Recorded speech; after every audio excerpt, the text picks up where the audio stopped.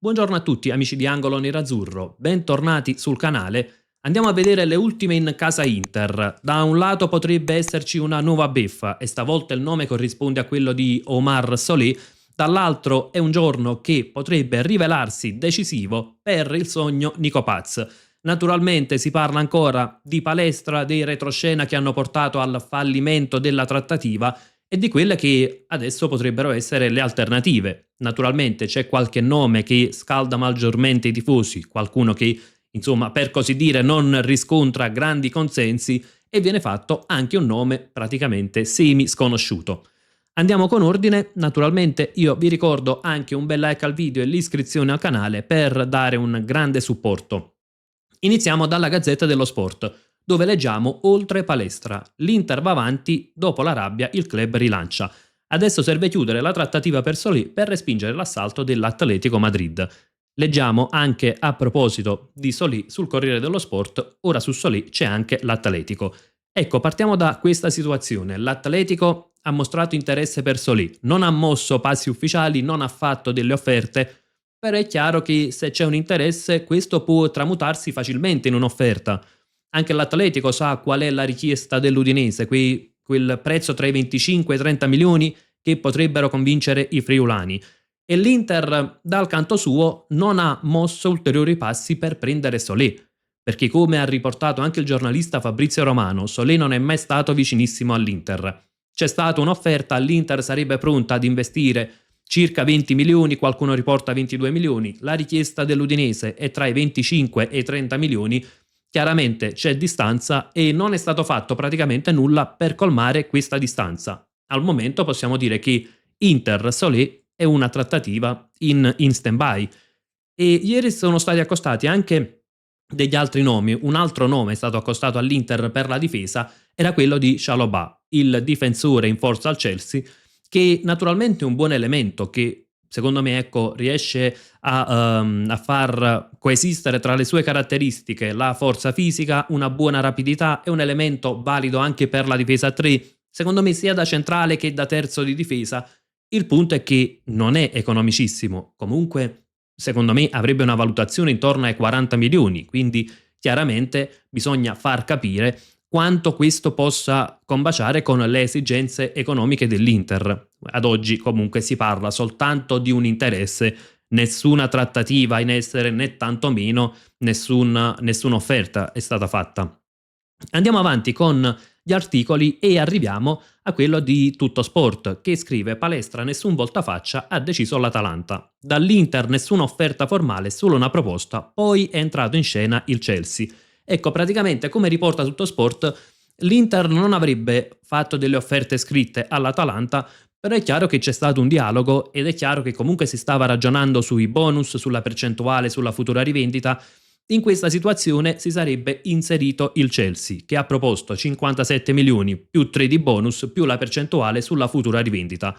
A quel punto, secondo quanto riporta Tutto Sport, il calciatore non ha scelto il Chelsea, ma praticamente ha dato via libera all'Atalanta, nel senso che ha riportato, insomma, ha riferito che per lui andavano bene entrambe le proposte, quindi avrebbe anche accettato di guadagnare 2 milioni e mezzo e finire all'Inter. Chiaramente l'Atalanta ha accettato l'offerta più alta. Ecco, diciamo ci sono un po' delle discordanze tra quello che viene riportato in questi giorni. Qualcuno mette in primo piano il calciatore che sarebbe stato lui a decidere per il Chelsea, altri mettono in primo piano l'Atalanta, insomma porgono l'attenzione sulla squadra che avrebbe optato per l'offerta più alta.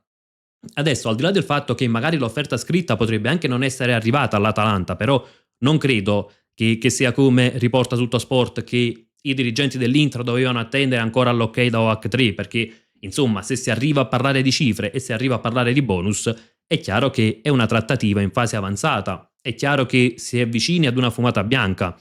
Lo stesso calciatore, nel momento in cui ha ascoltato l'offerta del Chelsea, ha parlato con Xabi Alonso e ha dato carta bianca per entrambe le soluzioni all'Atalanta, sapeva benissimo che probabilmente ecco, sarebbe finito al Chelsea, perché è chiaro, dal punto di vista dell'Atalanta può mai rifiutare l'offerta del Chelsea che è superiore a quella dell'Inter, è chiaro che accetta l'offerta del Chelsea, dà il via libera a parlare col calciatore E secondo me il punto gira tutto lì. Sono stati i tanti milioni che hanno convinto sia l'Atalanta che il calciatore.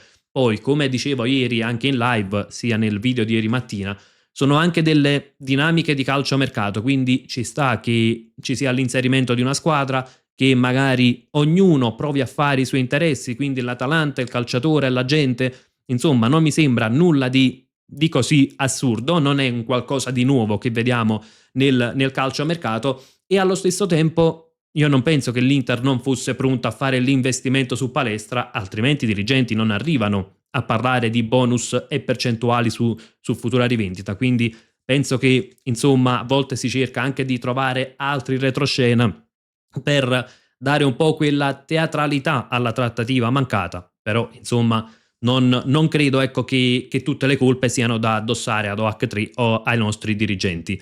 Passiamo però con l'altro punto, e sono le alternative, perché la Gazzetta dello Sport in questo articolo che abbiamo riportato prima parla anche di quelle che potrebbero essere le mosse future dell'Inter.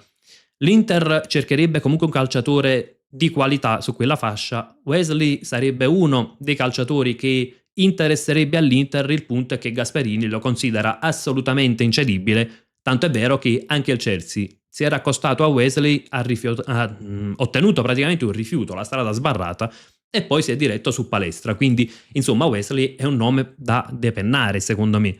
E la Gazzetta dello Sport riporta invece il nome di Guga, che è un laterale in forza alla Fluminense, è un classe 98, non è un calciatore che mi attrae particolarmente, ecco. Ho provato a dare un po' un'occhiata a quelle che sono le caratteristiche, quelli che sono i suoi punti di forza. Ecco, mi dà la sensazione che non sia un cattivo elemento, però che non brilli in nessuna caratteristica particolare. Qui per esempio vediamo il grafico, e dal punto di vista del grafico, per cross, passaggi progressivi, assist attesi, insomma non sarebbe neanche messo malissimo. Il punto è che in primis non è un calciatore particolarmente fisico, quindi magari non porterebbe la fisicità che possono portare, per esempio, che può portare, per dire, quella 2. Non ha uno scatto particolare, quindi per esempio è rapido sì nel primo scatto, ma non ha un'accelerazione magari che può portare un calciatore, per dire, come Coyote, e secondo me è anche meno tecnico, per dire, rispetto a Red del Feyenoord che io avevo citato ieri. Quindi è un cattivo elemento? Probabilmente non è un cattivo elemento, perché riesce comunque ad abbinare una buona fase difensiva, tecnicamente è accettabile, non eccezionale dal mio punto di vista, ripeto, ho dato uno sguardo dopo la notizia della Gazzetta dello Sport, è un esterno nella media, oserei dire, che non mi scalda insomma particolarmente. Io punterei personalmente su altro, anche perché è un calciatore comunque classe 98, quindi non parliamo neanche di un elemento che può essere valorizzato, che può crescere particolarmente. Io opterei per altre soluzioni. E altre soluzioni vengono menzionate per esempio anche dal Corriere dello Sport. Premetto, anche questa non è una soluzione che mi esalta. Leggiamo infatti: linea Nottingham, sul piatto Cendoie. Il Forest ha nel mirino Frattesi e ora l'Inter punta all'ex Bologna come possibile pedina di scambio. Torna di moda il nome dello svizzero che ai nerazzurri già piaceva un anno fa. Ecco, praticamente il Nottingham Forest ha preso Ndoye lo scorso anno per 40 milioni più il 10% di percentuale sulla futura rivendita. Ora potrebbe essere un nome che interesserebbe all'Inter. Il Nottingham è su Frattesi e al momento è l'unica squadra che ha mosso passi concreti su Frattesi, e chiaramente potrebbe essere una soluzione, potrebbero, ecco, incrociarsi i destini di Frattesi e Ndoye. Personalmente non lo escludo, seppur ci sono delle valutazioni diverse.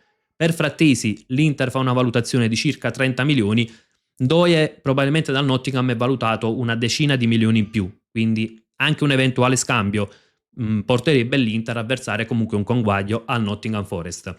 Arriviamo al punto. L'Inter ha come obiettivo quello di cedere Frattesi e di monetizzare, per poi andare a cercare il quinto. Ndoye non è un cattivo elemento, però è un calciatore che comunque nasce da esterno d'attacco, come ho detto più volte, come ne abbiamo parlato anche ieri sera in live. È un calciatore che nasce comunque in un'altra posizione, poi può anche adattarsi bene a fare il quinto, può anche migliorare dal punto di vista difensivo e può dare delle garanzie. Però se vado a spendere 40 milioni per un calciatore, adesso che siano 40 milioni in contanti o che sia Frattesi più 10 milioni, insomma la cifra complessiva rimane quella. Se faccio quell'investimento devo avere un calciatore già pronto, non uno da adattare, non uno che arriva e devo pensare di migliorare la fase difensiva. Devo avere un calciatore a 40 milioni che lo metto in campo, può essere subito titolare, poi sarà da inserire nel contesto tattico, su questo non ci sono dubbi, però non da a cui cambiare ruolo rispetto a quello che fa abitualmente. E andiamo anche avanti con gli articoli di giornata perché poi c'è Tutto Sport che riporta il nome di Cambiaso e leggiamo: Cambiaso Inter, la carta è Frattesi. Il centrocampista piace a Spalletti, ma in Inghilterra dicono che la Juve si sia inserita nella corsa a Jones. La fuga di Palestra riapre una pista con i nerazzurri. In realtà questo nome di Cambiaso è stato accostato ieri anche da altre fonti all'Inter, però è un nome che sinceramente anche questo mi convince davvero molto poco. Nel senso che è un calciatore, è un buon calciatore, secondo me rende meglio a sinistra che a destra, seppur ecco, è bravo con entrambi i piedi, però sulla sinistra secondo me rende meglio. Non lo vedo come un buon alter ego di Dumfries, quindi come post Dumfries, e né tantomeno vedo un calciatore che magari può portare quella qualità tecnica che avrebbe portato Palestra. Ecco, lo vedo per esempio un buon elemento di rincalzo anche grazie alla sua duttilità, non un titolare fisso. Quindi, insomma, non è un nome che mi piace particolarmente, al di là poi del discorso, ok, intavolare una trattativa con la Juventus, e poi c'è comunque una valutazione altissima che fa la Juve, perché la Juventus valuta Cambiaso 40 milioni. Insomma, una valutazione secondo me questa assolutamente folle, e per l'ultimo anno di Cambiaso secondo me anche fuori mercato. Quindi anche l'eventuale scambio Frattesi-Cambiaso, che secondo me è un'ipotesi molto remota, significherebbe comunque che l'Inter dovrebbe addirittura dare un conguaglio alla Juventus, un qualcosa peggio di ipotesi di fantamercato, insomma. Quindi secondo me è un nome da scartare. E poi ecco c'è Tutto Sport che invece parla di altri nomi, e non è stato l'unico che ha accostato Dodò al nome dell'Inter. Dodò sarebbe un affare low cost, un affare che non toglierebbe tanti contanti all'Inter, però è un calciatore anche qui che trova, secondo me farebbe fatica nel contesto tattico dell'Inter, nel senso che è un calciatore che in fase offensiva ha anche una buona tecnica, ha una buona corsa, quindi quando si tratta di attaccare potrebbe secondo me anche dare un buon contributo. Il problema è l'aspetto difensivo, perché magari nei contrasti a terra può dire anche la sua, ma nei duelli aerei farebbe tanta fatica. È un calciatore di 1,66 m, quindi significherebbe avere entrambi i quinti non altissimi. Dodò che farebbe sicuramente fatica quando si tratta di andare a chiudere, anche eventualmente sulle palle alte, e avremmo praticamente una coppia di quinti, perché ad oggi la prima alternativa rimarrebbe a Luis Enrique, con caratteristiche secondo me entrambe più offensive che difensive, entrambi che potrebbero far fatica dal punto di vista fisico in fase difensiva. Insomma, anche qui è un nome che sì, costerà anche poco, perché la valutazione che fa la Fiorentina è intorno ai 15 milioni, però che rappresenterebbe un bel passo indietro rispetto a Dumfries. Quindi, ecco, magari per esempio se arrivasse come alternativa, quindi da affiancare ad un titolare, potrebbe anche starci come scelta, perché vado a cambiare le caratteristiche quando voglio un quinto più offensivo e devo preoccuparmi meno dell'equilibrio, inserisco Dodò, però che non sia il titolare, insomma, rappresenterebbe secondo me un bel passo indietro. E poi ci sono magari gli altri nomi. C'è il nome di Kayode, che in questo momento sul quale l'Inter non ha mosso passi verso Kayode, però viene menzionato ancora una volta, e che avrebbe però un costo intorno ai 40 milioni. Per Kayode però, francamente, vedrei dei 40 milioni, diciamo così, spesi decisamente meglio rispetto a quelli per Ndoye e per Cambiaso, perché è un calciatore che comunque ha grande rapidità, è un calciatore giovane, è un calciatore che ha anche una buona fisicità, secondo me potrebbe comunque adattarsi benissimo a fare il quinto, è un calciatore italiano, quindi insomma secondo me ha tante caratteristiche che possono fare al caso dell'Inter. Io, come dicevo ieri, reputo tra le scelte migliori Kayode o Guela Doué, il fratello insomma del Doué del Paris Saint-Germain. E però bisogna sempre capire qual è la richiesta, perché a 40 milioni Kayode per il mercato attuale potrebbe anche valerci, di più. Ecco, insomma, se poi magari il Brentford o lo Strasburgo provano ad approfittare della situazione e sparano 50 milioni, è chiaro che l'Inter poi deve andare a puntare altrove. Però al momento la mia sensazione è che l'Inter abbia una rosa di nomi, ma non abbia mosso passi ufficiali in nessuna direzione. Anche perché, e qui arriviamo all'argomento di giornata, leggiamo Inter Paz e il giorno, ma serve l'assist Real. Marotta ha le risorse per il super colpo tra i soldi non spesi per palestra e quelli a budget per Jones. Il coma a Madrid per tenere l'argentino, se il Real esercita la recompra, i nerazzurri tornano in gioco. Sullo stesso argomento scrive anche il Corriere dello Sport e leggiamo Inter da Paz e l'ora. Saltato palestra ci sono più soldi, caccia al colpo. La delusione per il mancato arrivo dell'esterno dell'Atalanta potrebbe svanire in fretta. È chiaro che Nico Paz rappresenta un po' il colpo mediatico, quello che anche lo scorso anno si è parlato che cercava OH3. Perché OH3 cerca il colpo mediatico? Non perché improvvisamente sono impazziti e quindi buttano praticamente milioni, ecco, passatemi il termine, nell'Inter, ma perché il colpo mediatico porta altri vantaggi, porta un ritorno d'immagine, può portare nuove sponsorizzazioni. È un colpo che chiaramente va anche ad aumentare il tasso tecnico della rosa, perché non dimentichiamo che portare valore nella società Inter è comunque uno dei vantaggi di OH3. Il punto è che ad oggi l'Inter dovrà essere spettatrice quantomeno in questa giornata, perché ci sarà l'incontro tra il Como e il Real Madrid. Il Real dovrebbe, ecco, presentare al Como l'idea, la volontà di riacquistare Nico Paz e poi rivenderlo. Il Real vorrebbe riacquistarlo per poi rivenderlo a 60 milioni, eventualmente dando anche priorità al Como e inserire sul calciatore un diritto di recompra pari ad 80 milioni. Il Como invece, che naturalmente, come dicevamo anche nei giorni scorsi, dal punto di vista del fair play finanziario non può fare un acquisto del genere, proverà a puntare sul fatto che magari lasciare un altro anno Nico Paz a Como con la vetrina della Champions potrebbe portare il Real Madrid ad ottenere anche più dei 60 milioni che chiede attualmente. Tra l'altro il prossimo anno la recompra avrà un valore soltanto di 1 milione in più rispetto a quanto pagherebbe quest'anno il Real Madrid.